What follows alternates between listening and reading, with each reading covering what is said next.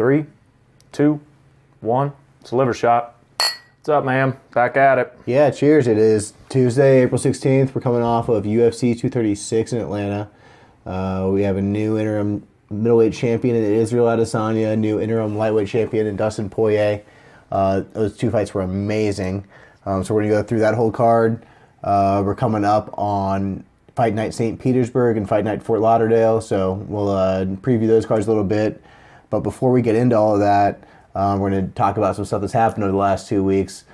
First, we're going to start with Artem Lobov and Jason Knight bare-knuckle boxing match.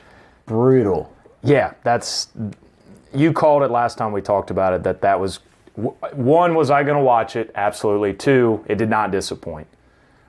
Jason Knight was not a very good-looking man going into that fight, and Jason Knight definitely came out even worse-looking man. But both of those guys, I cannot believe the amount of damage two guys with knuckles can do to each other, and neither one of them stopped. Yeah. I mean, to think about that, how many times both of those guys fought in the UFC, fought in other programs, absolutely crazy fights, been knocked down, been knocked out.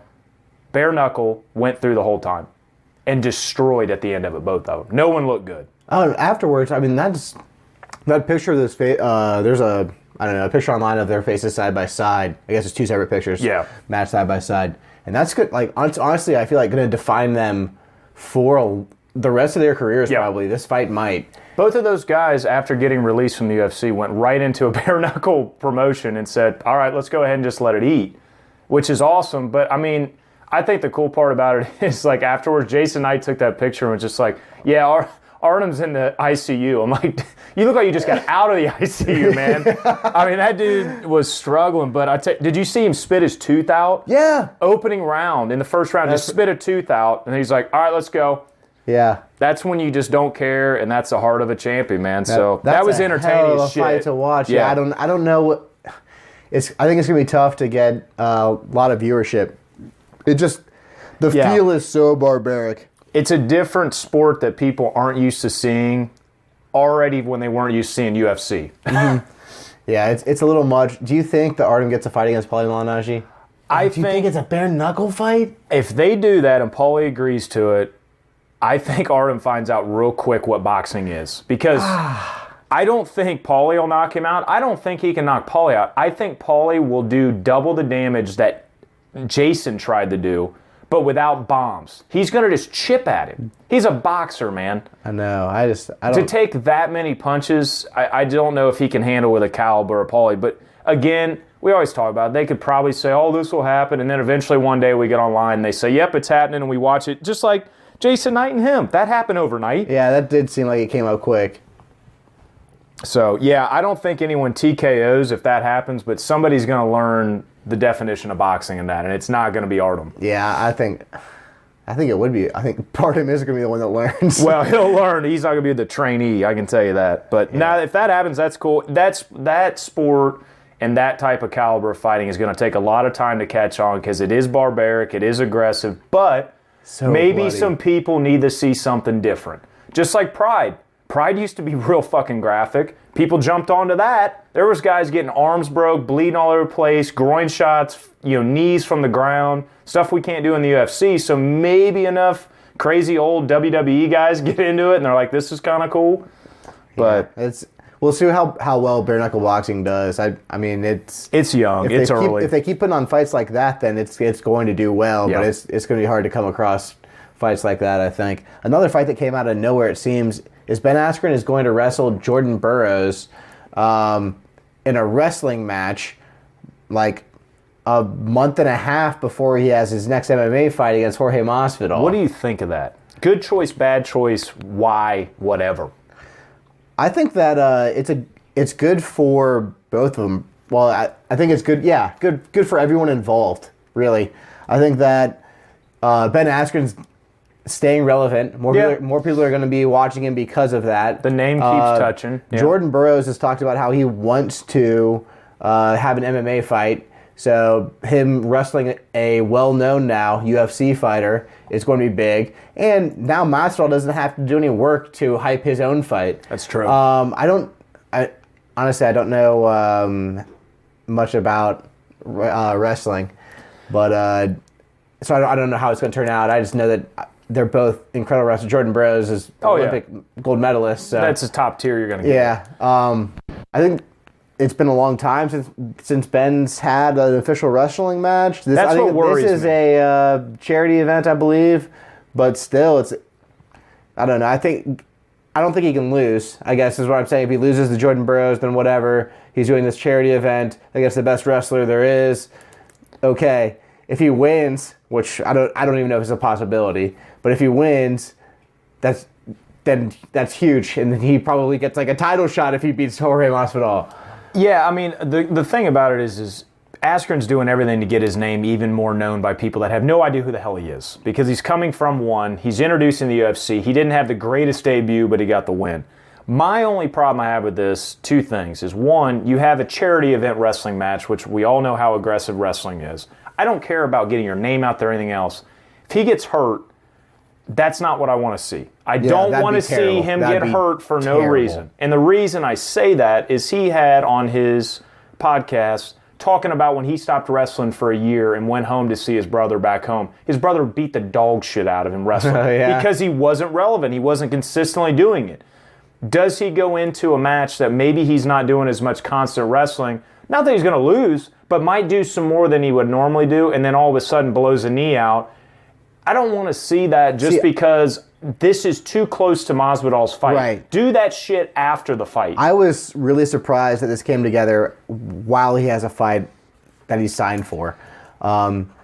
If he didn't have a fight that has been made yet, I would have thought this is fine. I wouldn't have ever even thought twice about it. He's doing his thing. He's staying relevant. He's trying to get a fight made. But now that you have a fight, I guess a top 5 guy. That's what I don't understand. Yeah, it seems a bit risky. Yeah, but hey, if it works out well, great. We'll all enjoy it. But I can promise you, I won't be watching a wrestling match. So yeah, I probably will not be watching that either. More news from the last 2 weeks. Ross Pearson retired after his loss to Desmond Green. Saw it coming. Yeah. I like Ross a lot because he was always just kind of go for broke guy. He was another one of those go for broke Diego Sanchez style. The problem is he's had 6 losses out of 7 fights in 3.5 years. He has fought since 2009, in the UFC at least. That's a long run. That's a 10-year run. He's had a lot of fun fights. He's fought all the top guys in that weight division. He has fought he's not a guy that's been hanging around 15, 20 years all the time in the rankings and just maybe won, maybe didn't.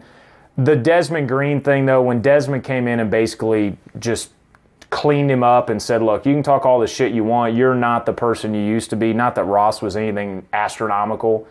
I just think he made the right decision. Don't take any more damage. End a good career. He's still young. Go do some other shit. I think he would be a fantastic coach at a camp just because of his experience in the ring, working with guys that maybe are a little lighter, they're not ready for the UFC, and just say, hey, man, I've been here. Mm-hmm. Let me go and give you my thoughts and give you my, skills of what I've been through. So, I hope he goes out on a good white horse and doesn't, do what everybody else is and pop back in 2 years and, get knocked the fuck out and people forget about it even more. Loss, but yeah, it sucks way worse to come back and get knocked out. You don't need that. Yeah. Paulo Costa, he has been fined by the New York State Athletic Commission. He claims it was for a stomach medication he was taking. That's all we've heard. Yeah, the covering up, I wouldn't even want to use the word covering up, but it seems like a cover-up of a lot of topics because it's an undisclosed situation and all they were told was a stomach med. I hope to God there is nothing PED or USADA related. I'm sure he has because he's been getting called out forever. When he was on The Ultimate Fighter over in Brazil, he was getting called out about it. Yeah. It's like, you're not natural. But look at what Romero said. Go to Cuba, walk down the street for 15 minutes. Every single person that is in decent shape is built like me. It's just us white boys. It's just us complaining about that. Yeah, we're all Ben Askren's here. It's not fair, dude. It's genetics. It's the way it happens. But I hope not because, again, that's somebody else that's going to have not even a legacy for him because he's so new. Opportunity. Paulo Costa, we could be talking about in 6 months fighting Israel or fighting anybody else in that division for monster fights like Yoel. No, yeah, Yoel. Which I say Israel now because who knows what's going to happen with Yoel on this waiting game with this shit that we don't know about Costa. Somebody could fill in, whatever it is, but the problem is I don't like how this is just way too gray area. Because all of a sudden I'm going to get an alert. Fishy. I'm going to get an alert on my computer. Paulo Costa popped for 2 years. Great. Yeah. Sign him up. It does seem a little fishy. But we'll find out. Coming up on the next pay-per-view in Brazil, BJ Penn's returning. Just recently, his wife came out with claims of domestic violence. For years. Drug addiction, verbal abuse. And I don't know this is a big deal. I don't know if this is why he keeps fighting, is because he needs... She said that a lot of the motivation in his camps to work so hard and to prepare for these monster fights was because he had some drug addiction. Now, this is all speculation. I'm not saying I know anything. But she said he stayed in those camps, stayed in those fights active to keep him off the drugs. Hey, we all know Hawaii, big drug problem. Do I want to say I don't believe it? No. Do I want to say I hope not? Yes, because I can tell you right now, I would hate to see a guy... I know I always bring up about legacy and all this other bullshit, but BJ Penn is a legacy. He's a fucking name. That guy... from forever ago. Has done amazing things in this sport. Early or not, caliber of fighters he fought or not, he did some crazy-ass shit. And the thing about it is, for him, if this does come out, this is true, it'd be terrible because... she's bringing in physical, sexual, drug addict, all this stuff at one time. That's a ton to dump on a guy that, 2.5 years ago was retired, came back, has gotten fucked up in his last 2 fights, and now is fighting another psychotic guy that's been around forever, Clay Guida. And by the way, this is in Brazil. This is a huge, fun fight for people to watch, whether any of these guys are going for a belt. It's just a fun 2 names to watch. Mm-hmm. It's bad timing, but man, I hope none of this is true, and if it is... I hope BJ's not still dealing with that stuff because that's just some help. That's really tough to see that come out this late in his career, honestly, for a fan like I have. I've always been a fan. I got BJ's book. I read his book, man. The guy's cool to listen to, but yeah, I really hope this is just a classic social media or just, TMZ type shit. Mm-hmm. Someone else who had some off the or out of the ring issues. Last time we talked about TJ Dillashaw having adverse findings, relinquishing his belt. Now we know he's being suspended for 2 years. Yeah. This is a big deal. This is a really big deal. 2 years off is a long time. I actually just recently heard Dominic Cruz say that he thought that 2 years off is not a big deal. He'll come back way stronger than he ever was, which may be the case. He's going to have a lot of time to improve his game. I think that I like Dom a lot. I think Dom is saying that because he's been in that boat. Yeah, he said he's taken time, way more time than that off. He's had injury time off. He's taken time off on top of his injuries to get even more. The problem with TJ is TJ was at the top of the mountain chopping everybody off below him. Cody going into the Cejudo fight, whether he lost or not, he just made a monster name for himself making a 125 cut and saying, okay, let's go rematch it. He had the world by the balls. Problem is, TJ's 33, going to be 34. Now he's got 2 years out. It's not an age thing anymore. It's kind of a John Jones situation. He is losing 2 years of valuable fighting money and absolute domination because I can tell you right now, PEDs or not, TJ Dillashaw, if you gave me 5 fights to make him in 5 years, he wins 4 out of 5 of them in my books. Because I don't think EPO is making him win fights. I think EPO was his crutch to feel like he could do anything training-wise. But as far as the fights, he already had that. I don't think training your ass off absolutely with that type of stuff is making him a better fighter always. Definitely gives you advantage. Yeah, but it's an advantage. I'm not saying I'm not defending TJ. This is terrible. But I don't think TJ Dillashaw without EPO still can't do most of what he did. But the problem is now he is labeled as a cheater. Yeah, he is labeled as a live with that for forever.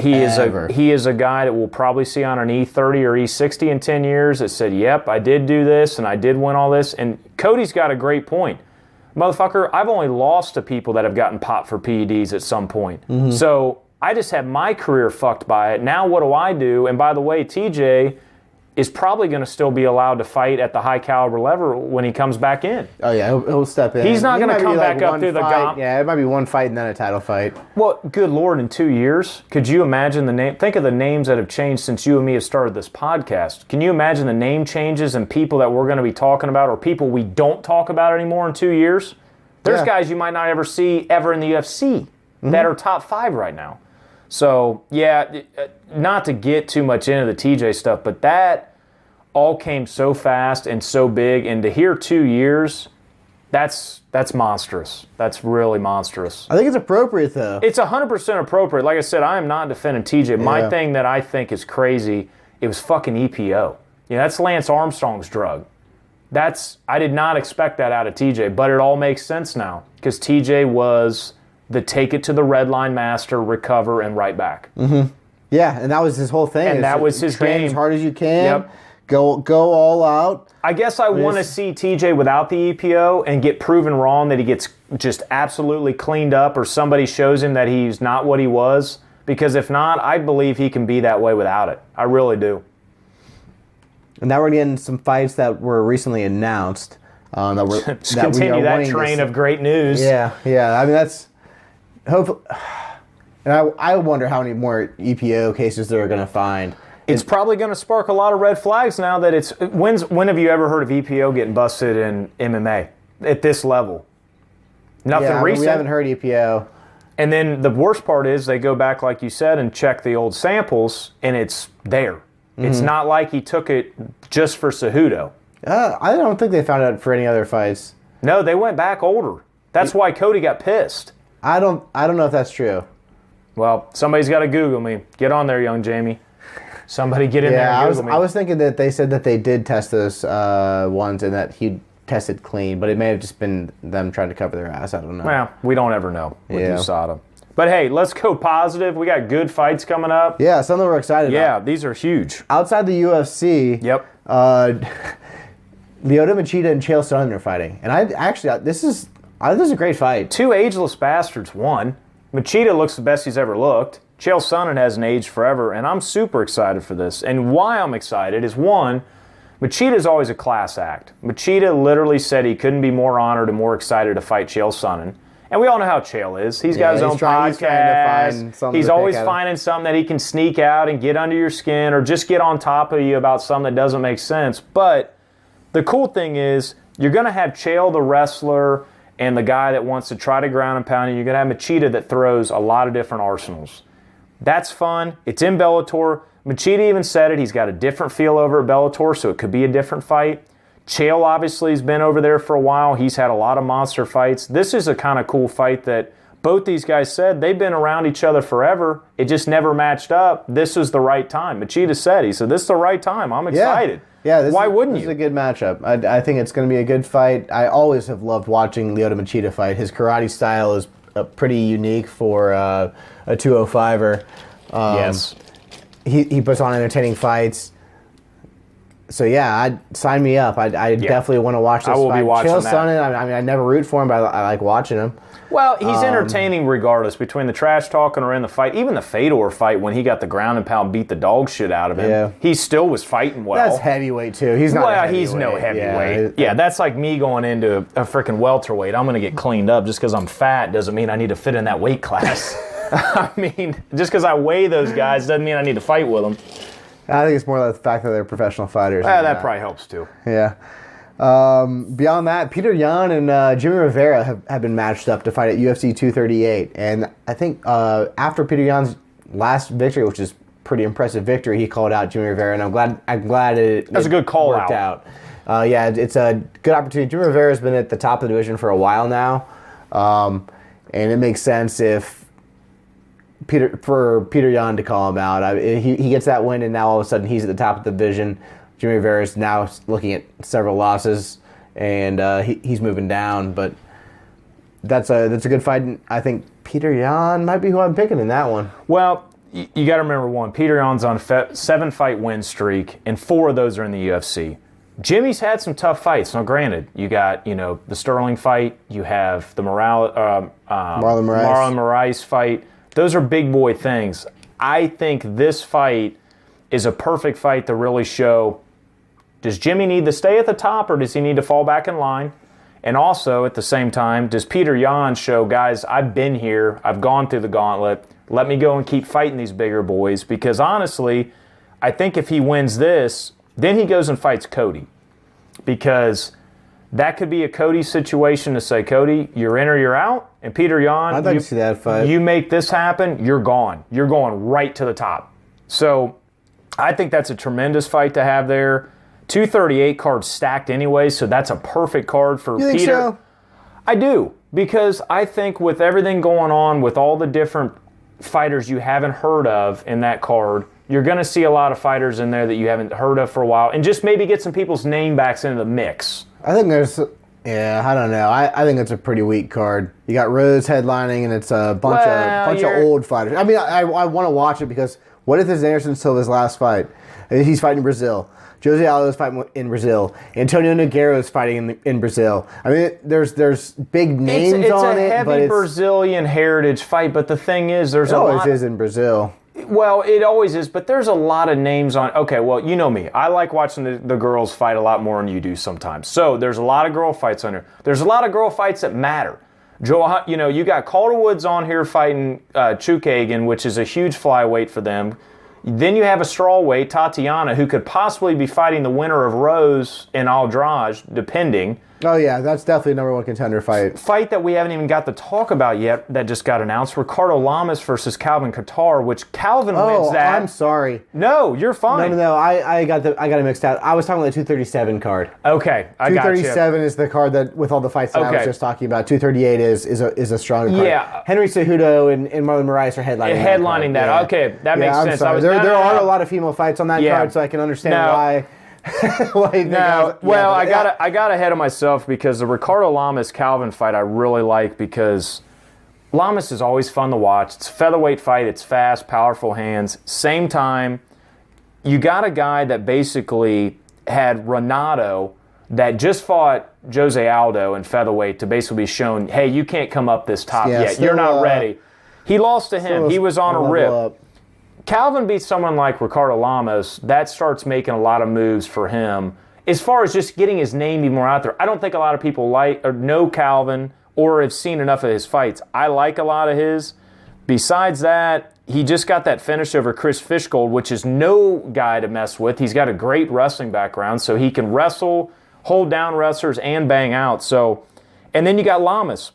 Just beat Darren Elkins, who's probably one of the most resilient guys in that division. He's not knocking people out left and right. He's not doing anything, but he was at one time was on a 7-fight win streak. Took him out. Lamas is back in the game because we've talked about it. When he had the Emmett knockout, that hurt him because that's a guy which we just saw fight Michael Johnson and show Michael Johnson real quick that anybody can come through here and walk through you quick. That guy is somebody that you do not want to fuck around with. Lamas has to get his name back in that fuck around category. He was that guy. Mm-hmm. He wins this right back in it. He might fight Emmett again at this point, honestly. Maybe. Now, momentum of what Emmett just did with Michael Johnson, but what did you even say? Michael Johnson has never been that name to move you. And Michael Johnson has never done anything really big since the Dustin Poirier knockout back when Dustin fought at 145. That was huge. Yeah. But since then, that movement has not been there. So I think that 238 card, again, that's in Chicago, featherweight fight. That's a monster fight. And I know we talked about in the beginning, not to derail. But Cheetah Chael, that's a fun. This is what Bellator is doing. Bellator is making these big name fights because they want to see people latch on. And at the same time, people are going to watch the other guys that they don't even know about. And the next thing you know, you got more and more buildup. And trust me, some of these Bellator guys that are younger, they're going to come to the UFC if they happen to fall on hard times. And there's going to be some names that these guys are going to want to make for themselves. So guarantee you we're going to be talking names right now in different organizations real quick, just like Chael and Machida, both from UFC. Yeah, and like you said, putting those names on the headline lets people see the other guys. And it's good for everyone. It's good for the sport. It's good for the consumers. It's good for everyone. It is.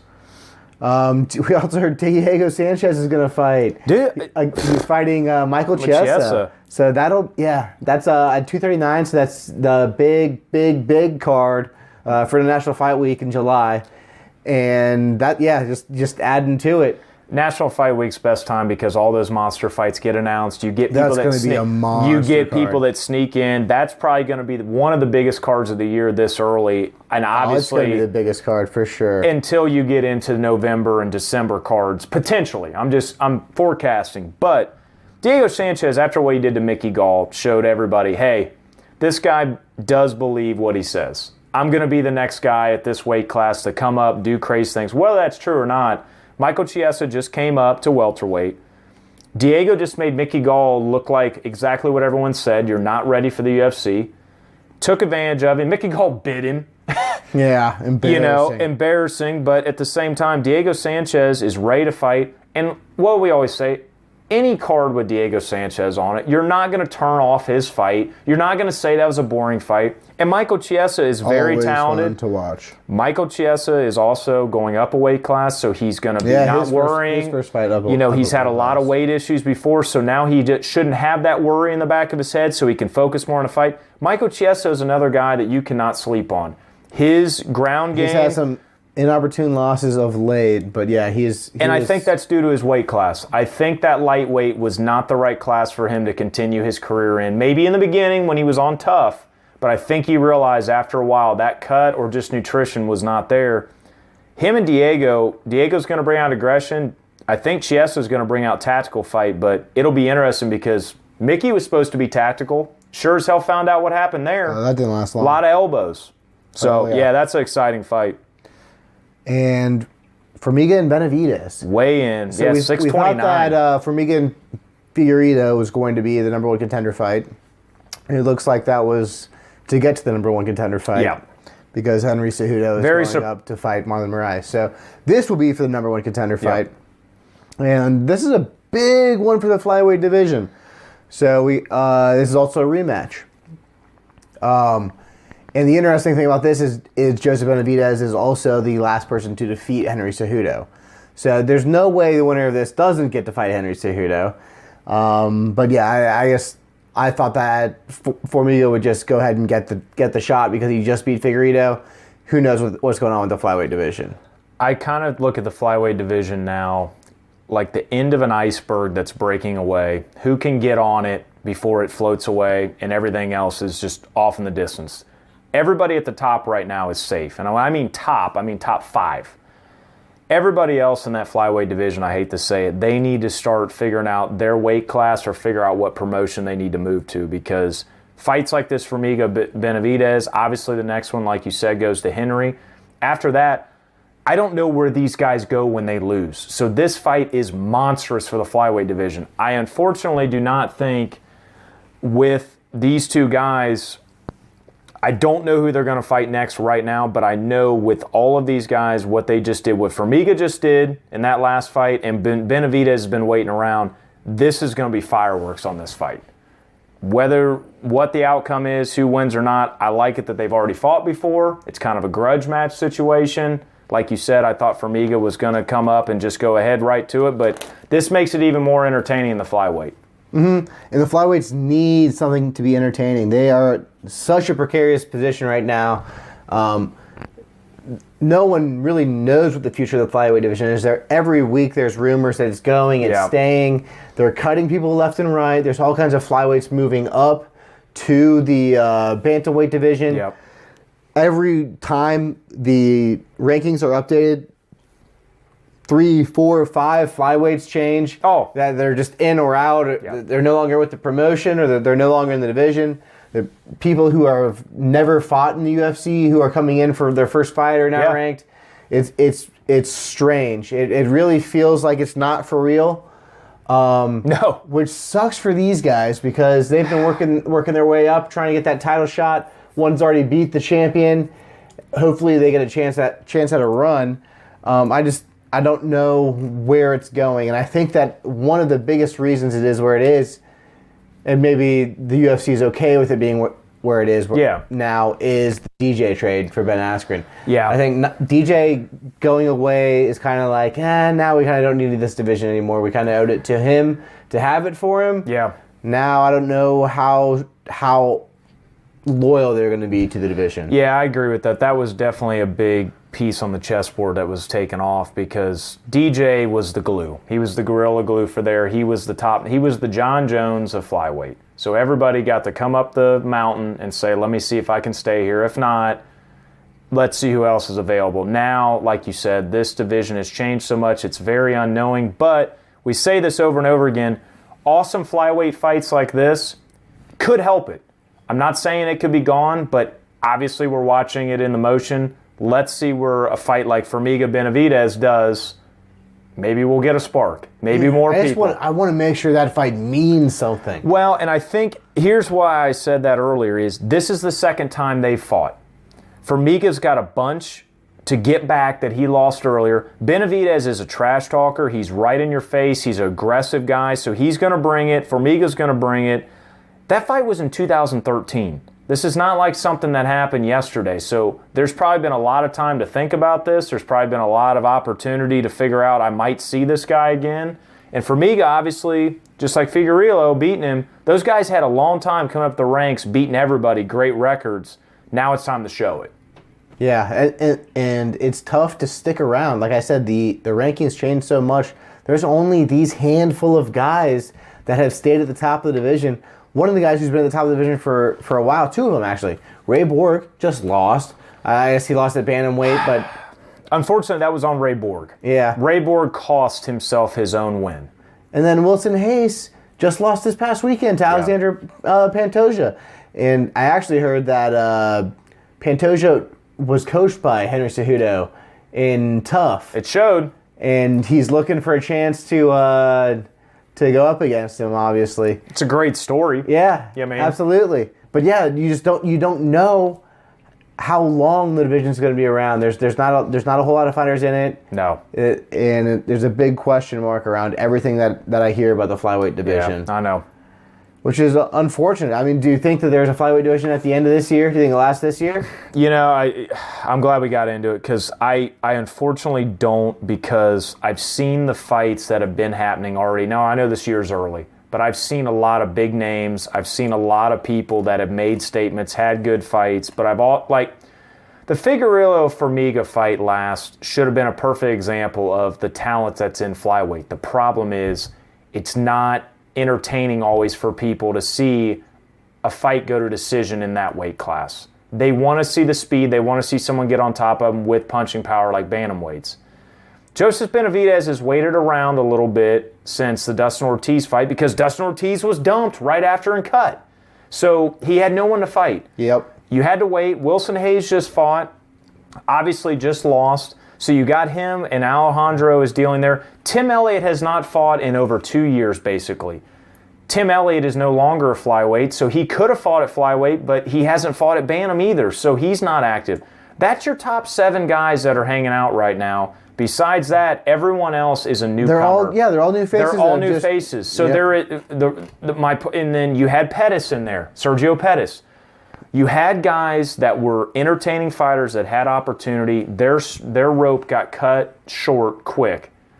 I think they're going to continue to do this until Henry either loses on the year and makes a huge, crazy thing in the flyweight, or Henry wins and then they say, we're going to finish you out as the flyweight champion. Thank you. Unfortunately, we're going to move to bantam. That's kind of what I think it depends on the... It's the outcome of Henry. It's the outcome of Henry and Moraes. They probably just close up shop and say, congratulations, you're a champ. Your one division's going away. Defend your other division.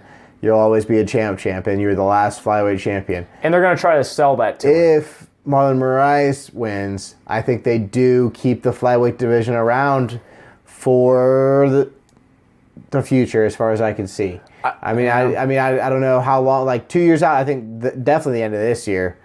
I think they keep it going until they make a decision. It's only April, but a lot of things we've seen have already changed in 3 months since the new year from what we've talked about here. My problem is I feel bad for the flyweight that it's in this vulnerable a situation, but I also get kind of excited because that bantamweight cut's only 10 more pounds these guys keep. I think probably 60 to 70% of the flyweight fighters can fight bantam. Are they going to want to?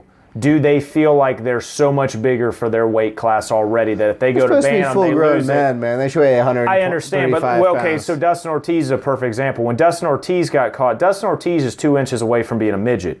He was able to fight in that division and be at a great weight class. I always thought he was a very entertaining fighter. They cut him like nothing. Luis Smoka, that we've talked about, that had obviously the drinking issues, he came back and went to bantamweight. They didn't even offer him a flyweight because they're basically trying to secretly say there's not going to be this job at the end of the year. Yeah, they're anyone and everyone is looking for a way out of that division. And here's the other thing. We talk about new faces. Well, right now, realistically, in the flyweight division that's still on the roster, potentially to get paid, there's probably 20 flyweights right now that could go to any other division or basically any other promotion and have a job in flyweight because no one else is talking about getting rid of them. Yeah, they have flyweight Bellator, you're going to have all these guys jumping. 135-pound divisions. Yeah. Well, have one. No, but I'm saying those guys are going to look for other promotions, whether or not. Will. So I think even if they don't have your weight class, these guys are going to make a move because, like we've talked about all year, the bantamweight division is ferocious. So obviously some guys may not want to move there. Yeah, the flyweight division is shallow. I think everyone knows it. I don't know what the long-term future is. I think a lot of it, like we said, has to do with how this Henry Cejudo, Marlon Moraes fight turns out. Like we said, we both think that was the right fight to make. No, absolutely.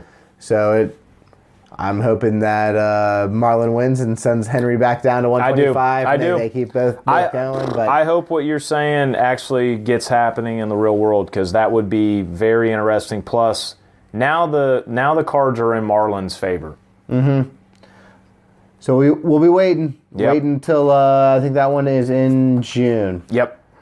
And let's get into this last week pay-per-view. Let's do UFC 236. It was so pay-per-view until you got to the last few fights, and then it became fantastic. Either of the main events. It's been a common theme this year, honestly. There's been a lot of cards that have been slower, which is okay, but they have not disappointed, just like what we talked about earlier, the Michael Johnson card with Emmett, and then obviously the Gaethje and Barboza. That card up early looked very similar to this card. Yeah, and then we come down to the two interim championship fights, and both of them are just fantastic 5-round championship fights. Great. Congratulations to Israel Adesanya and Dustin Poirier. That was big. Both fantastic performances. Congratulations to everyone who participated. They actually, they all made they were the 4 fighters. They awarded 2 Fight of the Night. No performances of the nights, but both of the interim championship ballots were Fight of the Night. Everybody got a $50K bonus. That's a good night when you're already probably getting some good chump change. It was appropriate. And 2, everybody can hate on the interim belts or not. Look at Colby Covington. He's walking around with his interim, still happy about it. These guys can do the same because these guys showed up. They did their job. When they were wanting to do their job, someone else didn't show up, and that's what happened. Kelvin fell into this fight because Whitaker couldn't fight, and guess what? Israel was there at the right time. That made sense. Same exact thing with Max and Poirier. Poirier's in that lightweight division where we know with Khabib and Conor, no one's going anywhere. Then you got Max that said, dude, I need somebody new, and I need to do something now while I wait for my next fight. Perfect opportunity. To have 2 interim belts in the same night, that's pretty badass. First time ever. First time ever, by the way. I guess another thing. How often do you have 2 interim belts going on at the same time? You don't. That's the thing, is this might be a new thing. And Dana... Hopefully not. Well, when the timing's right, because Dana defended him. He's like, what makes more sense? I'm not going to hand somebody a belt that's not fighting the owner of the belt. Yeah. Whitaker did not ask to have a blown-out rectum and fucking... I think the middleweight one definitely makes sense. I don't know about the lightweight. You know his time frame. They're already talking about his scheduled return. You have to do something new. You have to do something new. But no, let's get into this. Yeah, so we want to start with the couple of the earlier prelim fights we want to talk about. Poliana Botelho beat Lauren Mueller by decision. And we were talking before the weigh-ins, how we didn't know if Lauren Mueller was going to make I don't know how in the world a woman 5'11" makes that cut. That's crazy. And she's not a rail. She's in great shape. She's broad. It's obviously the nutrition and overall, her weight cutting regimen, but I thought she was going to have to go in and get on the scale naked and have to barely make it by ounces, but she made it. Both big girls. I think kind of what we talked about before. Paulina just basically controlled the fight better. It's new to Lauren at that level when you have a big debut like that.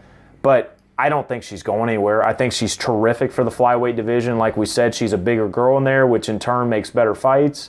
I don't think you're not going to see her. That weight. You're going to keep, if she can keep making that weight, I think that's going to be good. Paulina, I think that's a big win for her just to say, hey, give me a little bit tougher opponent. Like I said, not the most exciting fight, but definitely a fight that, is going to help those girls. I was not excited to see that come out the gate for the card, but that happens. It happens. And Bilal Muhammad and Curtis Millender. I knew this is one you wanted to see. Curtis Millender is just coming off of his loss. It feels a very short time ago. I think it's now been a few months ago, but it was to Capoeira dos Santos, I believe. Yes. And it looked like Bilal Muhammad got the best of him. Yeah, Bilal was doing so well, and he has been still doing well. I think he is a perfect new breed for that welterweight division, which is already stacked beyond belief, but he has a little bit different of a style. And I think for him, he's going to be able to now make that name. He beat a big name. People know Curtis. I know I hate on Curtis, but he beat a bigger name in there. And now the sky's the limit on the absolute people that he can fight moving up. I don't know if Muhammad ends up getting into any rankings here with that. No. Just because it's such a tight it's such a tight gate in welterweight. But I liked his fighting. Yes, it went to decision. There was no knockout. Bilal has been active as shit. He's been fighting a ton of fights. He's already fought twice this year. Yes, he lost his other one. That happens. This comeback fight against Curtis Millender, it hurts Curtis a lot, but Muhammad obviously, now where do we go? Let's see if he can get a top 15 guy. Let's see if his caliber's there. So that was the early prelims. Getting into the prelims, the first fight was Khalid Taha and Boston Salmon, and it sucked because we didn't get to see it. I mean, Salmon got knocked out. Oh, it was quick. He was pretty pissed with the stoppage. Watching it live, I thought it was fine. When they showed the replay, I thought it looked like an early stoppage. I guess I don't have any fault for the ref for stopping it. I thought it should be stopped, but we didn't get to see the fight, unfortunately. And I was excited to watch Boston Salmon fight. Yeah, him coming out of Dana White's Contender Series, they had a lot of good things to say about him. I think when it comes to stoppages, very similar to the Cejudo dealing with TJ, even at bantamweight, do you want to let that guy take 10 more punches, that limp on the ground? I think that's what the ref was looking at. This guy is down. He's got a shoulder tucked in. He was taking punches. I rewatched the fight. He could have taken 10 more punches and gotten absolutely, completely out. I get why he was pissed because there's a ton online for that kid. That's just the way it is. When you get knocked like that down like he did and somebody pounces on you, you got to respond quick to show you're with it. I don't think he was completely as much with it as he was acting. Yeah, he's a good actor. It didn't look like, I don't know, when I watched the replays, like I said, it didn't look like they gave him enough time to show that he was trying to defend. I just think because he dropped so hard. He dropped hard. He dropped hard. Yeah, you watch it live in real motion, it looks like he gets knocked out. And I don't want to sound like this, but him being a newer fighter, that's not helping his case because that guy could be like, this guy might be thinking he's tougher than nails and he's too tough for himself. All of a sudden, he's waking up in the ER. I don't think they wanted to see that with Boston. But Boston's not going anywhere. That kid's got great skills. It was just Khalid's night, man. Hell of a hand. Put him down. Yeah, big shot. Following that, Max Griffin defeated one of your bets from the weekend. Yeah, my bet, man. Imadeyev. That also went to decision. That seemed to be the theme for the night, was the decision. Heavy decisions. And look, I had both ends right on Max. I like Max Griffin a lot. I just think Max comes out and blows his load too much. And he's so fast, he's so explosive, but sometimes he goes those 3-round fights doing that the whole time. And as you saw, at the end of that third round, he was pretty tired. He was gassed. He was pretty gassed. But I think the problem is Zaleem never took advantage of the cardio. I think the overall time that Max kept rushing him, he did not lock him up enough to take off time and maybe work the clinch, maybe work some cage, or hell, get him on the ground. Max did that to him. And I think that's what basically happened is Griffin continued to rush him down, move forward. Salim didn't take advantage of it. Basically, between kicks and good punches and getting him on the ground and kind of roughing him up a little bit, it was completely in his favor. So I think Salim missed a big opportunity to take advantage of a guy that, basically gassed himself out. But tops to Max, that's a good win for him because I think Max, like I talked about last time, could have won a lot more fights if he would have played a better game. Yeah. Slow down. Smarter. Take it slow, be smart, and wait for those big shots. He's got the power. He's got the leg kicks. I think he uses all of his arsenal too early in the first couple rounds. Yeah, worked for him this time. But yeah, I agree. Yep. And then we already touched on this one briefly, but Alexander Pantoja defeated Wilson Hayes by TKO in round 1. And you picked a round 1 victory for Pantoja. I was a little bit surprised. Like I said, Wilson Hayes is one of those guys who's been at the top of the division for a long time. Yeah, he's been around a minute. But yeah, it was very impressive, Alexander Pantoja's performance. I think it was a classic example of maybe a younger guy being a little bit hungrier, going in aggressive, and it panned out for him. Wilson is not a guy that I think can get knocked out all the time. He kind of reminded me of a Gleason Tebow. That guy has always been entertaining. He bombs out. He's always there. He'll take a shot to give a shot. It just wasn't Wilson's night. He landed a well shot. He put him down early in the round. I think for someone like Wilson going into that flyweight division, it sucks so bad because now what the hell does he do? Does he just bite the bullet and go up to Bantam? There's not a future for him there. I know it isn't because of his size, but does he take that risk and say, fuck it, let's go there? No, I'm saying there's not a future for him in flyweight. Oh, no. But I also, Wilson's not the biggest guy ever, so does he go over to Bantam and basically have to fight those smaller guys for a while to get used to it because the power's going to be stronger? He goes back to jiu-jitsu. Oh, jeez. Well, it could be. And, I hate to say it, Alexandra Pantoja is the same way. He might have to move too right now with the movement in that flyweight division, not to get back to it. But I think that was a terrific performance out the gate. You got 2 jiu-jitsu black belts. This could have went to the ground and changed up a lot. Pantoja's kickboxing made a big difference. He's willing to brawl, and it turned out well. Yeah, he said, I'm not worried. I'm not worried about you trying to hit me. I can do the same back to you. Got on top of him and finished. Yep. And from there, we're going to go ahead and get started with the main card, which kicked off with Nikita Krylov and Ovin St. Preux. Nikita submitted Ovins in the second round, and I thought Ovins looked like the inferior fighter the entire time. He never seemed to get his win back, and he never seemed to be charged from the beginning. Like, I could understand him coming out and really wanting to bomb out, maybe gas himself, blowing his wad. He just seemed to be gassed from the overall fight early. And I'll be honest, I'm really surprised, one, that the sub came in that early in the second round, and two, that's OSP's game. 30 seconds into the second round, That's right? 30 seconds in the second round. That's OSP's game, and the thing about it is, what happens for OSP now? Because OSP has had some monster wins, but he's also had some shitty losses, and that's to a guy that's unranked. Obviously, I think OSP falls out of top 15. I think he should. I don't think Nikita moves up into the 15 maybe yet. He could be right at 15. I think he probably is right around there. I'm very surprised. I don't know what happened there, but one, that was big for Nikita because he had 2 losses prior to that to big names. So now having OSP win, he's kind of back in that column like, hey, man, I've been fighting the good guys. It's gone my way sometimes. It hasn't gone my way sometimes. I think OSP's got that one head kick against Corey Anderson. Yeah, what I always talk about. I always talk about it. He had the head kick there, and I mean, he had the loss to Dominic Reyes. Now, obviously, Nikita on this.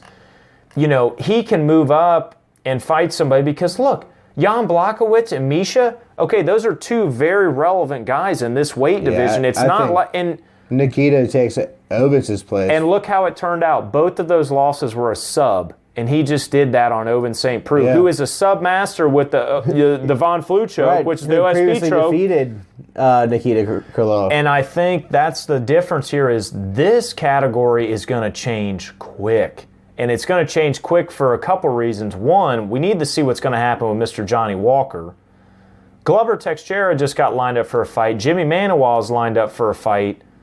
There's a lot of guys up at the hierarchy here that are going to be waiting on fighters. Does UFC take a chance with somebody like him and say, hey, you fought some high-caliber guys. You haven't gotten absolutely cleaned up. Take a risk. Maybe they can get a good fight. No, I think Nikita Krylov. You know what I'm saying? Yeah, I think his skill. So, yeah, unfortunate for OSP, but Nikita, man, that's a big win. Yeah, it's a good opportunity. There's a lot of space to move up in that light heavyweight division, and that's why we've seen people do it frequently recently. Every time we talk? Yep. The next fight on the pay-per-view was Dwight Grant and Alan Jouban. Dwight Grant won that by decision. Jouban was pretty pissed, apparently. I understand why he was pissed, because I had Dwight Grant as my win, and I'll be honest with you, I didn't think he fucking won. Yeah. The way it was going. I mean... one of the judges scored Jouban winning all three rounds. He drew all 3 rounds, and that's what worried me is when I saw that, and I watched that fight closely enough. I know I was talking up Dwight that he would be the next thing and all this. I think he still can be. I think that fight, he fought very flat-footed. He did not fight as aggressive as he normally has. Jouban seemed to be the more aggressive fighter the whole time. Allen looked great, and I know why he was pissed, because if you look at Allen at the end of the fight, he didn't look like he was in a brawl. Neither did Dwight. I think Dwight, honestly, with the amount of touches and punches, he landed barely enough. The problem with it is Jouban had 1 out of 2 takedowns. Dwight had nothing.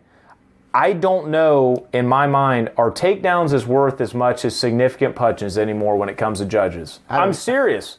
Because in that fight, they were only a difference of 15 significant punches, and you're telling me a takedown? But did he land anything significant in the takedown, or he just grabbed his legs? You have to watch. That's what happened. So, hey, good for Grant, because now he's on his win streak there.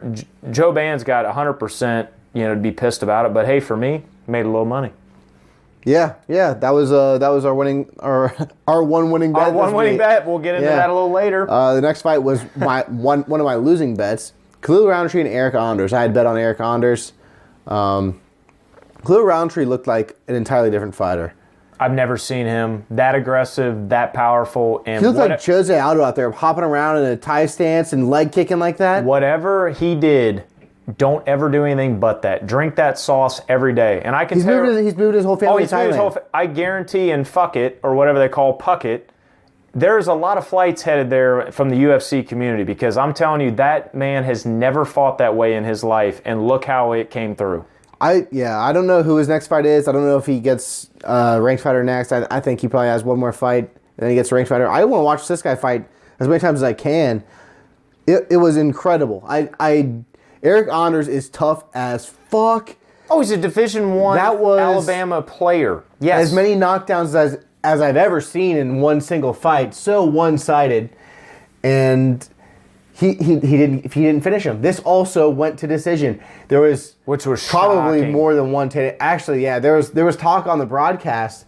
Joe Rogan saying his coaches should tell him, like, we're throwing in the towel. He said we're done with it. I think they were worried that his legs were going to get chopped up so bad that he couldn't stand. Because if you remember from the Santos fight, his coaches never brought it up. Well, remember that Santos fight when he fought down lower at middleweight? Mm-hmm. He got beat the dog shit out of and tired, and then took 16 elbows right before a round and got up and collapsed. They know that Eric will take it to the red line. I don't think anyone saw that he was about to do it again, honestly, with someone like Khalil, because I think everybody in that building thought, where the hell is this coming from, and when the hell did it get here? Yeah, caught everyone off guard. We've all talked about it. We all joke about it. It's amazing for Khalil. He weighed 320 pounds at one point. He now looks like a tattooed Abercrombie model that's jacked. Yeah, there was a couple years ago, maybe like 3 years ago, I was excited about Khalil Roundtree. So was I. And I am now more excited than I ever have been about Khalil Roundtree, because that was the most incredible performance. He looked so quick. When he came off tough, I compared him to a one tick lower Uriah Hall,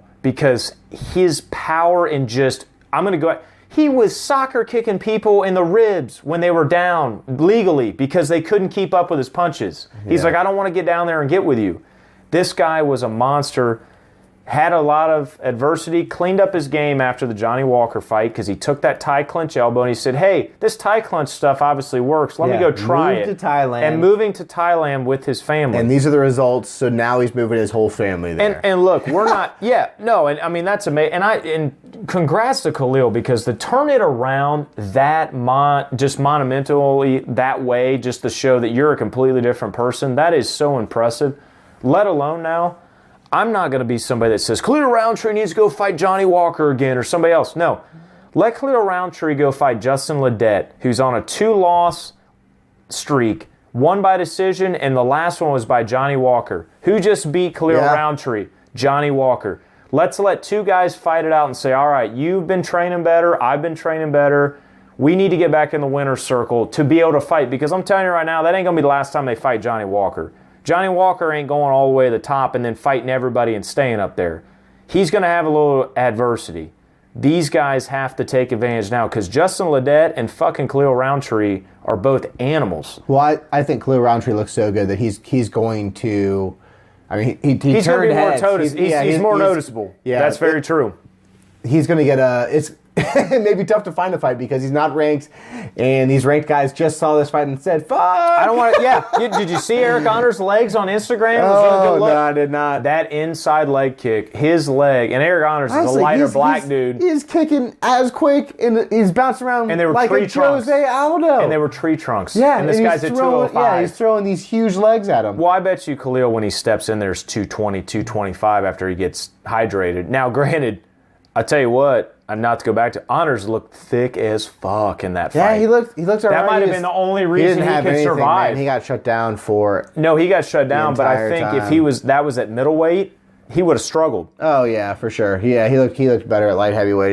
He was certainly outmatched. Yeah. So congrats to Khalil. Great performance. Looked fantastic, brother. Sorry for Don losing the bet. Yeah, that was my first one of the night. And then we get into the co-main event, which was Israel Adesanya and Kelvin Gastelum, and at this point, it's fight of the year. Oh, it was incredible. You heard Rogan and Brendan. They said best title fight I've ever seen, and Brendan was like, top 5, but yeah, best probably title fight I've ever seen. And it is. I mean, it's unreal. Fantastic. Both of these fights were to be back to back on the same card. Incredible, but this one was special. It had to be tied. I don't know how you don't score a tie going into the fifth. The fifth, it was close. If it was Adesanya just turns it up, which was I wasn't expecting him to do. I honestly thought that through the first 4 rounds, Adesanya was going to fare better, and that as the fight went on, Gastelum was going to have the edge because we hadn't seen Adesanya in the late rounds. I know Gastelum's got the tank to go to the end. He's had it. And I thought that was the way the fight was going to go. I was surprised to see Gastelum mess him up as early as he did. And then it be so back and forth. No one could get ahead. And then to put it on like he did in the 5th, this was a hell of a performance by Adesanya. It's definitely something you don't see often. I was worried about 2 things. One, Adesanya weighed in at 183. Super light for that weight class. So he didn't cut a bunch. No. What I was worried about is with a guy like Gastelum, who's bigger, could he get him down and smother him and take that weight to slow him down in the fight if he could get him down? Because you got to remember, he took him down with that very nice shot in the beginning. But I had the devil's advocate back, and I remember, I know Israel can go 5 rounds because he used to do it in kickboxing all the time and fuck guys up. Gastelum does not have the tank. If you remember watching Tough on his last season, Robert Whittaker went 15 laps around that track. Oh, that was he not made training. Fucking 10. No, I don't care. If you're at that level, there's no way. He's at that level. He's got the tank. He is now. I'm talking about before. That's a long time from now. I was worried coming into this fight, is he always like this? I don't know. I don't train with the guy. Yeah. For him to show how long and how constant he could go. But Israel showed that I am available and I am just as healthy at the end of 5 as I am at the first of 1. No, he was fucked up. No, he's fucked up. But the tank, how many guys in that division go that long, that fresh? They were dead, but they were still doing anything. It was all warrior to put each other out. Yeah, both. And to go to decision with the way they looked, yeah. No. Best fight I've probably seen. Probably one of the most impressive 5th rounds I've seen. Yeah. For it to be so close, back and forth, yeah. To be so decisive after that. Yeah, I can't. This really showed a lot of Israel Adesanya. So now I think he has deserved where he's at, and we'll see him fight Robert Whittaker. I don't think he's going to beat Robert Whittaker. At least, I don't think yet. But you know what? That fight's months away, and a lot of things could change. Yeah. He could get. I think something that people... I've been wrong most of the time. You and me both. I think the biggest thing is for something you don't think about. Israel's a new face. Israel's a new girl that people want to talk about in the division. Everybody's on him right now. Oh, the UFC's building him up big time. Everybody's on him. Whittaker, he will feel a little bit of that pressure. Whittaker came back after the Romero fight with his knee fucked up, came back and beat him again after beating him with a bad knee. He knows how to get through fucked up situations. This is no different. He got sick. He got hurt. He's going to heal. He's going to come back. He's a champion. He's going to do it. But I'm with you. If Israel goes and shocks the world like he's already done in several fights, and trust me... No, I think he's been favored in pretty much every fight. No. He has shocked people on how his toolbox never empties. Yeah. And he's always pressuring. Now, granted, the Anderson Silva fight, he did get a lot of criticism because you're taking an Anderson Silva that you could have taken a lot longer ago. Now, you need to take somebody that's relevant, just like he did Gastelum. So now, he's proven the first part. Now we're going to go to the second part. Who's next? Robert Whittaker. Completely different tier.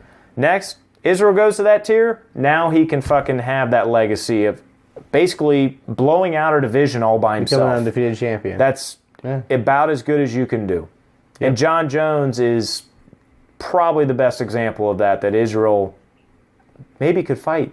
Nah, not for a long time. Now, it won't be a long time, but I'm going to guarantee you that might happen. What about Kelvin Gastelum? I don't think this hurts him that much. I think he stays right up at the top of the division. I think there's going to be a lot of middleweights that are going to leave the division, and then he's going to get even further up. He's going to have a lot of fresh blood. I think he's also going to have situations to where guys like Sosa, win or lose, may not fight him right away. He might fight some other guys that beat Sosa to the timing of Gastelum, because Gastelum's going to have to take off 4 months.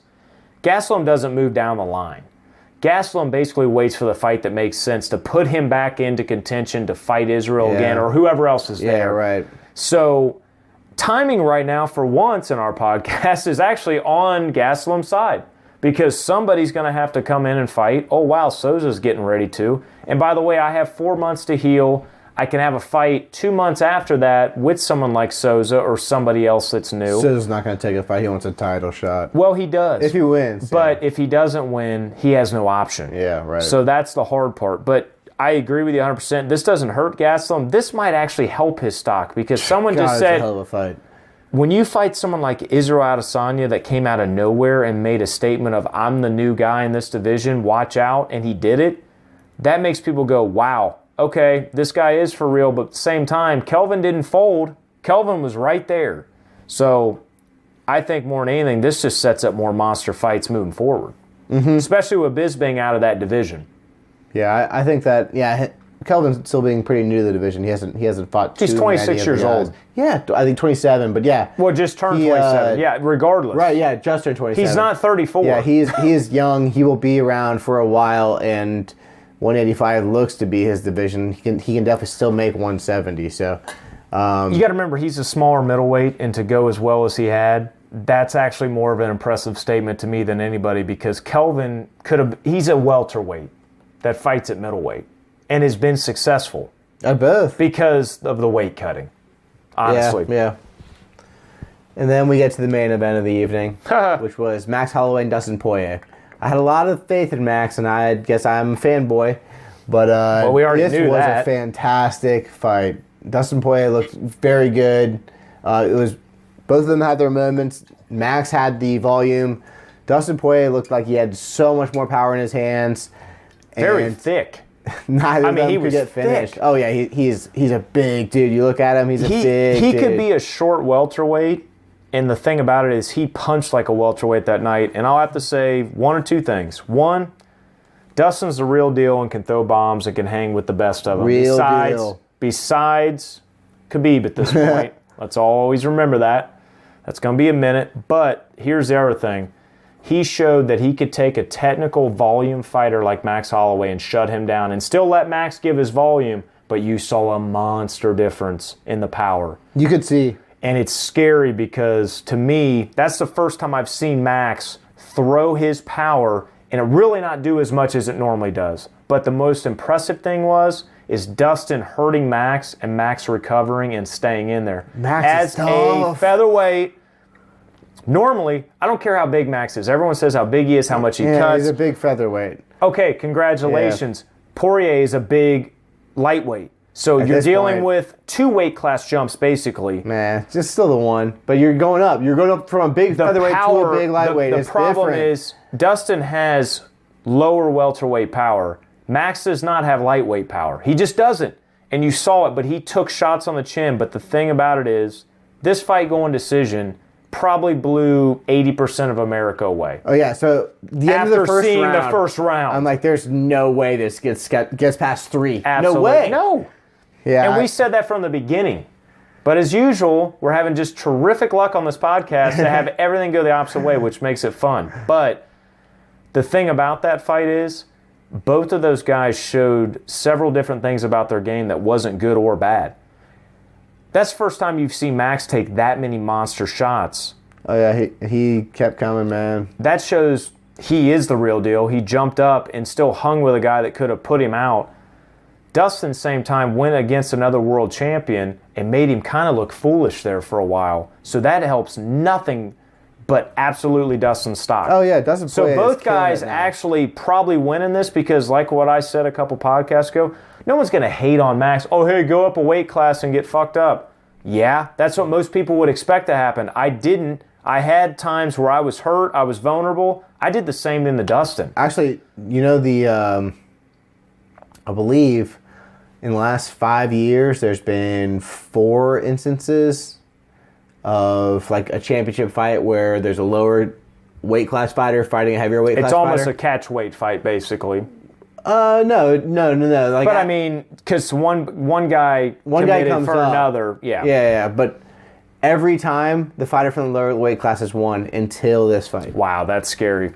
So that speaks volumes. Yeah, every time. So this is, yeah. So I mean, that's happened. It doesn't matter if it's been going up or coming down.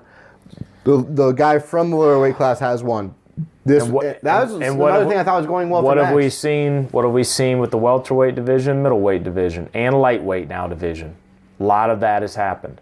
So it's scary to say, but it might make sense that there are guys out there like Max that only have one home. No, I think that if Max becomes a lightweight, I mean, he's young. I think that... Oh, he's definitely young. I think right now, maybe take while the honey's good. Oh, yeah. That's what I think. Stay in featherweight right now.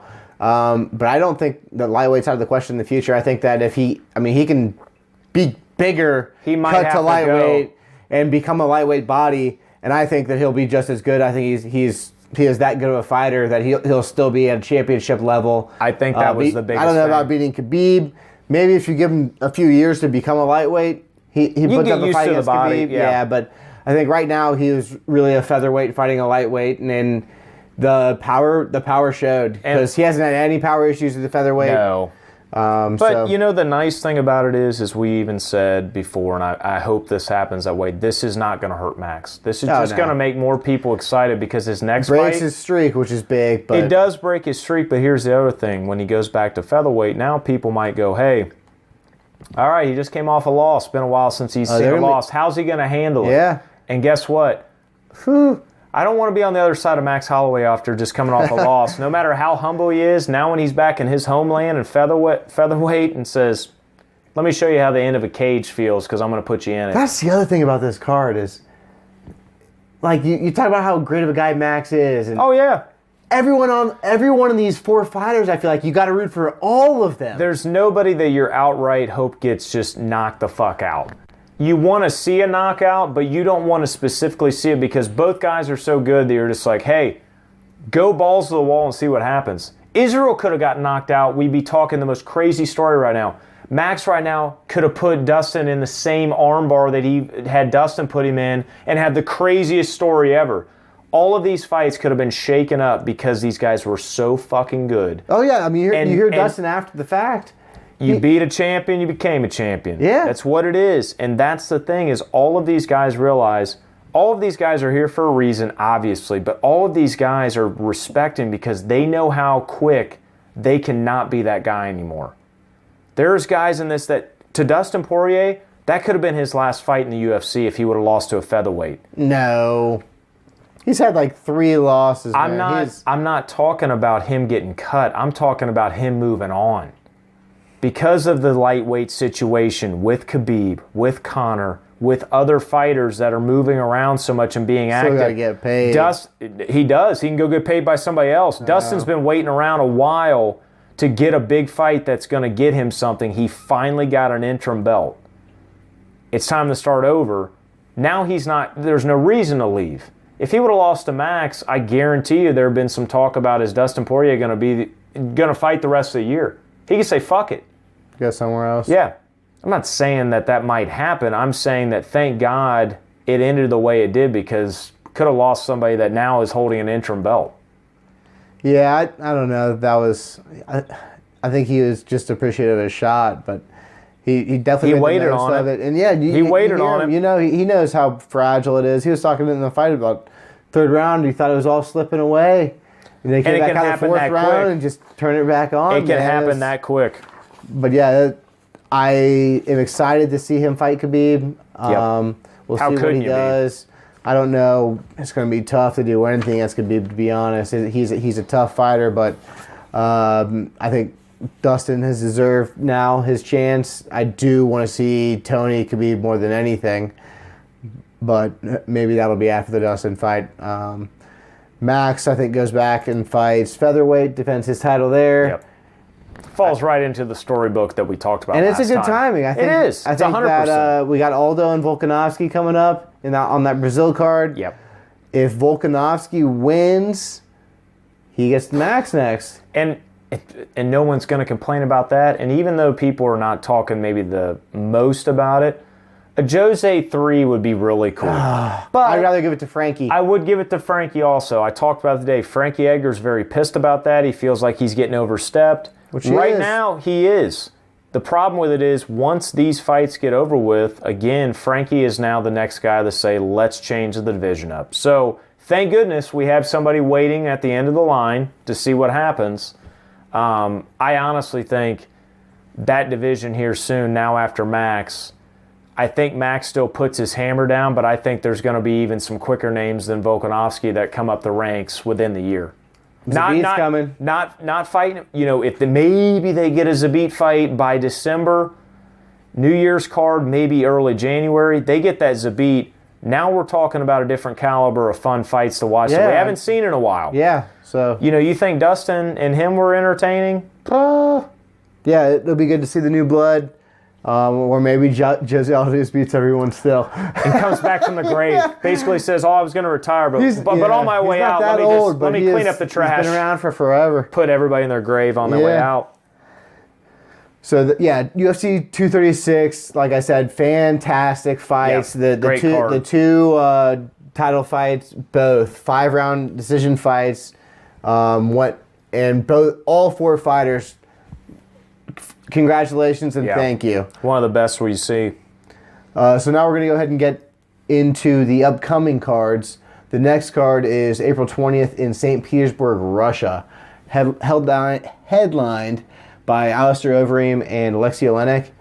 This had previously been Alexander Volkov against Alistair Overeem, and he had to fall out due to illness, I believe. Yep. So that was very recently, too, in the situation of all the timing. And they basically said, this is done. We got to get a replacement. I think they had the replacement in a day. Oh, yeah. I mean, it was quick. Because, I mean, that's a big fight, especially over in Russia. Putin was probably pissed, but what are you going to do? But we'll get into some of those fights we want to preview. And Marcin Tybura is fighting against Shamil Abdurakhimov. Nice. No. Shamil Abdurakhimov. All right, there same it is. thing. There Whatever. it is. It's close. It's close. But yeah, so there's a lot of heavyweight fights on this card, and the heavyweight division will move around a decent amount that night. Yeah, so this is starting off with the heavyweight fights. I think Tybura wins. Do you? Yeah. I think Tybur's experience of the fighters that he's fought before, honestly, is a big difference. And the reason I say that, he's had those Arlovsky fights. He's had those other big boy fights. I need to actually pull up. I had his record here up earlier. He has had some fights that he could be wayer up than he actually was. I mean, the Derek Lewis loss, we've seen what Derek Lewis has done. We had the Fabricio Verdum. He just beat Stefan Struve. Before that, he did win over Omni Arlovsky, so that's a big win even back in the 17. I think for him, the experience is what's going to make this fight more than anything. I think he's going to have the experience over Mr. Encyclopedia. On the main card, we got Roxanne Modafferi and Antonina Shevchenko. Antonina just became ranked. She's still new to the UFC. Obviously, her younger sister is a champion in the UFC. Yep. Absolute bulldog. I believe she's favored despite being 7 ranks below Roxanne. We'll see what we get. I'm excited to watch her fight to see if she is the sister. Obviously, she is the sister, but if she has how closely the fighting skills are together, yeah. Well, the thing that a lot of people don't realize is, one, Roxanne's 36, Shevchenko's 37. So both these girls are older for their weight class, but have been around a while. Here's the crazy thing. Shevchenko has not fought in a long time, and she had a 14-year layoff in fighting from 05 on and then got back into it because of her sister.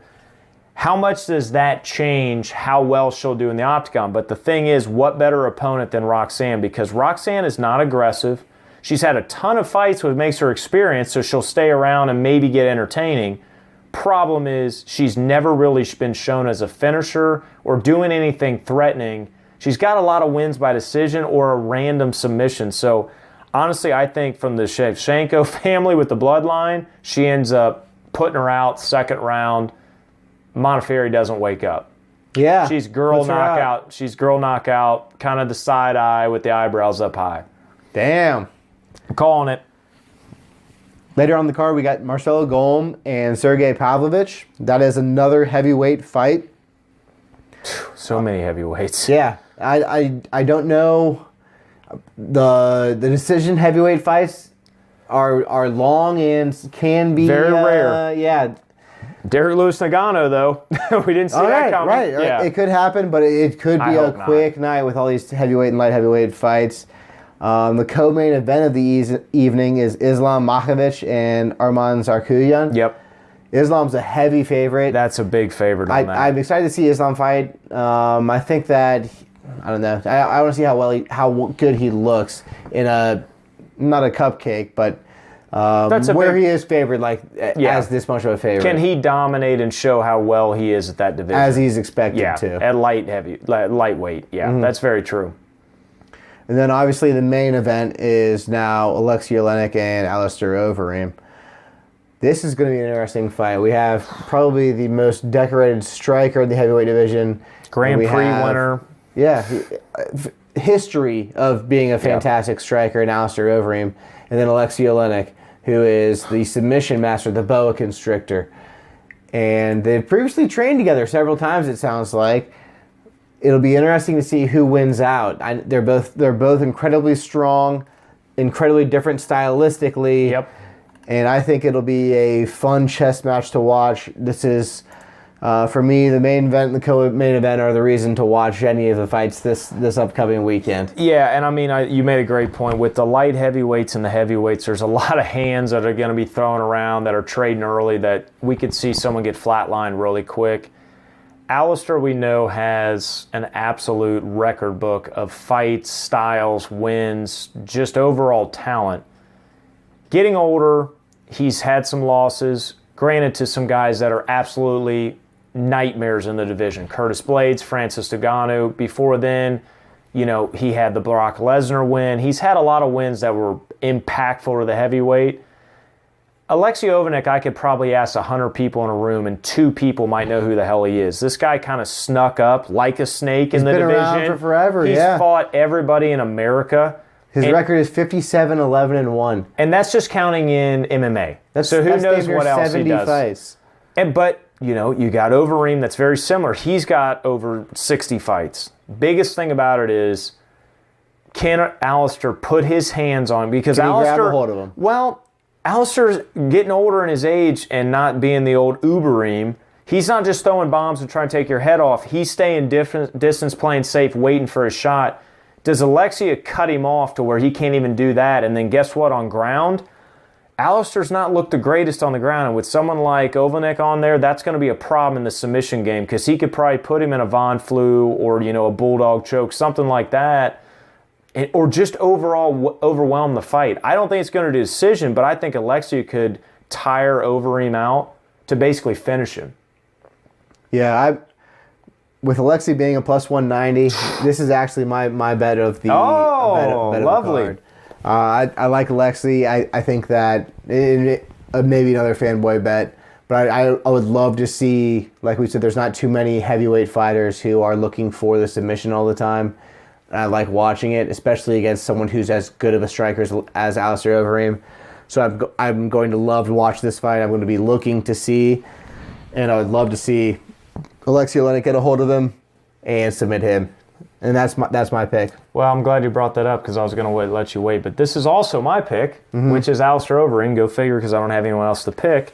Alistair Overeem, I think this is the one and last time that he can show he's still around, because his last win was against Fabricio Verdum back in 2017 by decision. I think Alistair has been training hard. I think he's ready to make a statement that he can get back into doing contention. The guy only knows won fighting. his last fight. I know he did, but it wasn't against a big opponent, Okay. Pavlovich. That was getting back in the pool.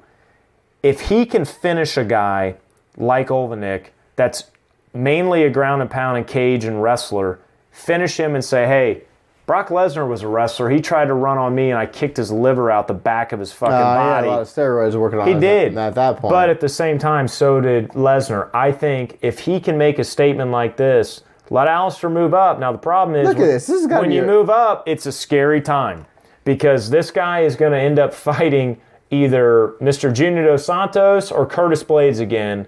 Or, if you really want to get greedy, depending on how the year goes, fight Derek Lewis if he comes back from injury. Volkov. I want to see that fight with. Well, it was originally set up. If they end up doing that, Volkov fight. that's 2 really big dudes in that division, long and tall. That's fun to watch. I for some reason think Alistair is going to be able to push and get back to some of the old things he used to do with his legs, his clinch, his knee work. He might finish him with a knee to the chest. I think Alex shows back up that he's not as old as you think. That's my betting on it. So I know that the age isn't going to be a record, but we got fighters here who are 38 and 41. That's a combined age of 79, and their records. This may be a record for combined amount of fights. Yep. Alistair Overeem has 61 professional fights, and Alexei Oleinik has 69.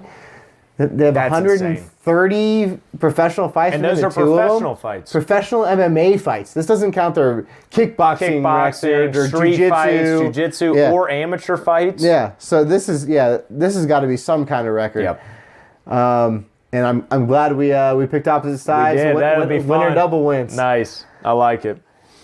The next weekend we have Fight Night in Fort Lauderdale, or I guess Sunrise, Florida, headlined by Jack Hermanson and Ronaldo Souza. And this was originally slated to be Yoel Romero and Paulo Costa for the second time. Completely different card. Third time. No, time this was the second time. Oh, this was. Okay. Yeah. But yeah, so now it's fallen through again. And now neither of the fighters are on the card, but they have still hold up this main event. They did demote this to an ESPN Plus card. It was going to be UFC on ESPN 3. It is now just another ESPN Plus card. Which, good for us. Yeah, I'm fine with that. So we'll get into some of these fights we want to preview. We've got Glover Teixeira fighting. First time we've seen him in a while, but the first fight we want to talk about in the prelims is Andrei Arlovski, another heavyweight, against August Sakai. Yes. I tell you what, Andre, to show the fights that he's done and just how he is still in the division, what he did to Travis Brown, the fights that he's had, with Brendan Schaub. I mean, he's fought everyone. He's fought literally everyone in so many fights where even overseas. And Andrei Arlovski, whether he lost or won, he was always just such an entertaining guy to watch. He's had a lot of ups and downs too. I think, honestly, besides being his age, I think he can completely win this fight, especially against a guy unranked like this. I'd love to see him win this fight. I would love to see him stay in contention as far as being in that top 15, but if he loses, might be retirement talks, I hate to say. I actually just heard him say he wants to fight like 4 or 5 more years. Can you believe that? He will, though. He will go to Rising. He will go to Bellator. He'll go wherever he can fight. He will fight until he, unfortunately, probably gets to a Crow Cop situation where medically you should not be fighting. Yeah, I hope not. He is fun to watch. His style has evolved. He is not the same fighter anymore. No, and who could? No, who could keep but up it's with great. that? I mean, he is working with his aging, with himself aging, and he's stayed relevant, and he's still a fantastic fighter. So I hope to keep watching him fight. John Lineker is making his return after a while out, and he's fighting Corey Sandhagen in the bantamweight division. That'll be on the main card. Yep. I think John Lineker, good. It's good to see him fight again, see where he still stands. I've been really waiting. The guy's done a lot of fun fights. He's been involved. He's ready to get to that top contention. I think having a young and upcomer with 3 back-to-back wins and having someone like Lineker that's basically throws nothing but bombs and is entertaining, both guys are going to go in probably reckless abandon, so it's going to be probably a quick fight, honestly. But at the same time, who knows, does Corey play a different game because he's fighting a dangerous guy, or does John Lineker go in there and just overwhelm him because of experience? So there's a lot of different avenues on this, but and I think if John Lineker wins, he's right up there. I was just going to say, that's a really big contention to just say, I'm here now, what are we going to do? Who's next? Yeah, there are, like we were talking about, a lot of people coming up in the bantamweight division, and with this win, he's right in the mix with all of those guys. What I alluded to earlier, Glover Teixeira is fighting again. Now he's fighting Ian Cutelaba in the light heavyweight division. Yep. Glover Teixeira is coming off losses to Gustafsson. Didn't look greatest there, but before that, he was looking good. He was. He had a lot of... I mean, Glover is not the oldest guy in the book, and at the same time, he's had some great fights. He just fights some guys that are such big caliber, like Gustafsson, that just, took his head off with those double uppercuts just over and over again. But he's not out at all from being somebody that's still somebody in that weight class, and he's still fun to watch. He's another name. And Ian, I think, honestly, he lost to Misha and Cannonier. He's had some decent fights, so this is an opportunity to say, hey, I can beat a guy in the top, almost 10.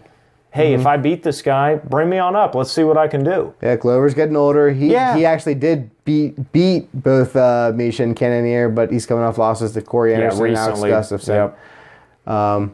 So, it'll be interesting to see him fight again. It's been... I guess he did just fight in January. Yeah, he's been active. He'd been that... No, he's been active. I guess it was 2018. He had the one fight in 2018, but coming back after only 3 weeks off, fighting in January.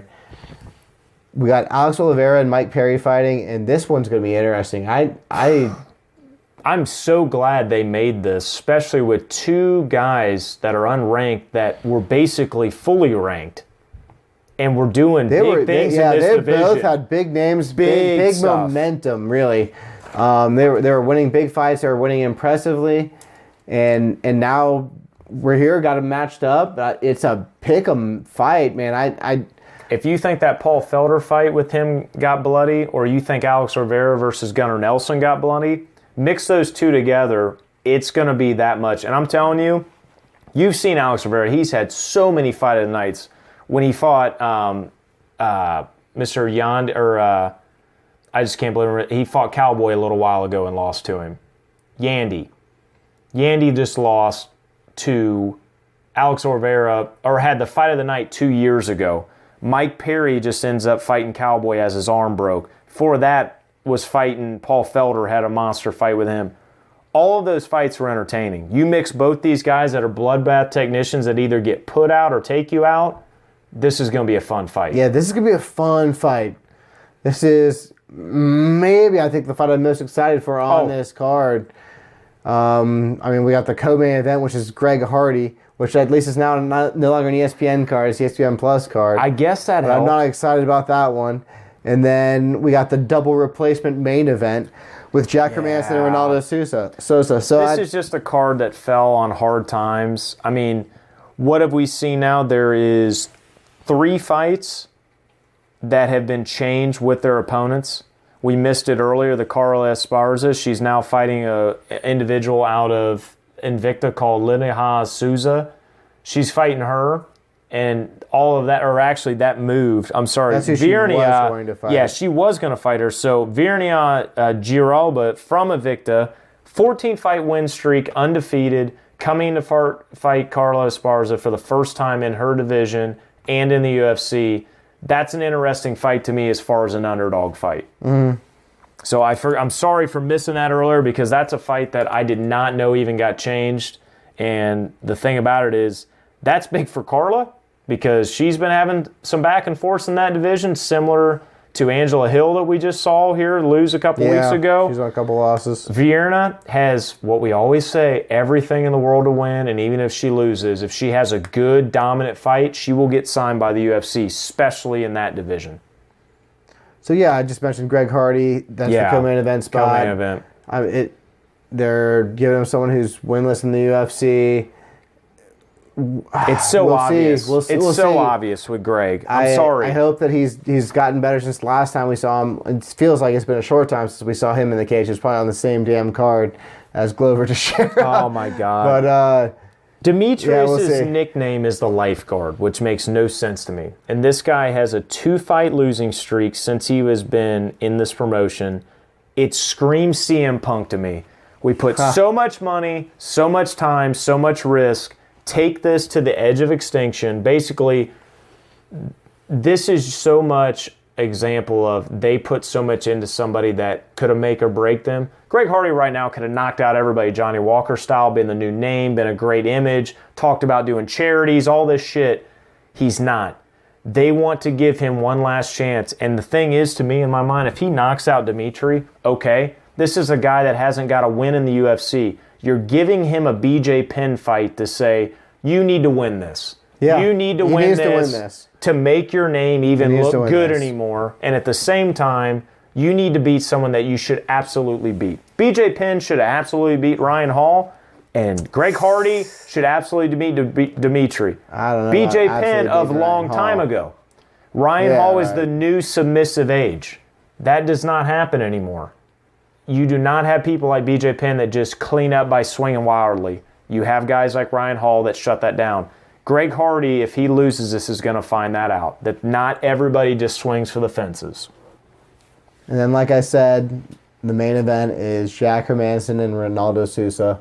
So Jack Hermanson is cashing in on his defeat of, or his victory over David Branch, and then Jacare steps in for, which is at least a name. Paulo Costa. Yeah, it's a name that people recognize. No, this is a big fight for Jacare. He's made it clear that he's demanding a title shot. He says he's been promised it with a win. He's going to be getting in line because I'm sure Israel Adesanya is getting that title shot first. Yeah, that's going to happen. But yeah, he's going to want this fight, and for Jack Hermanson, this is his chance. This is monstrous. Step in, man. You finish David Branch that quickly. If you get a win against Jacare like this, you're a new name. You are the next contender. I mean, you probably don't get a title shot. You get one more fight and then a title shot, but you're still right there. You're right there, and especially in a division that turns over as much as it does right now. It's going to be. I mean, it's a tall order to get a victory over Jacare, but oh god, he's getting up there, and this is, like we said, almost the element of surprise. You're the new guy on the stage. Yep. Let's see what you got. So that's the April 27 card in Fort Lauderdale, Florida. Next time, we're going to try and preview some of the girl fights that are coming up this summer because it's going to be a big summer for chick fights. The next several pay-per-views, they're heavily featured, and we're going to try and give you a preview into what we think of that. So cheers, man. Cheers it's to been it, real. man. Back. See you soon.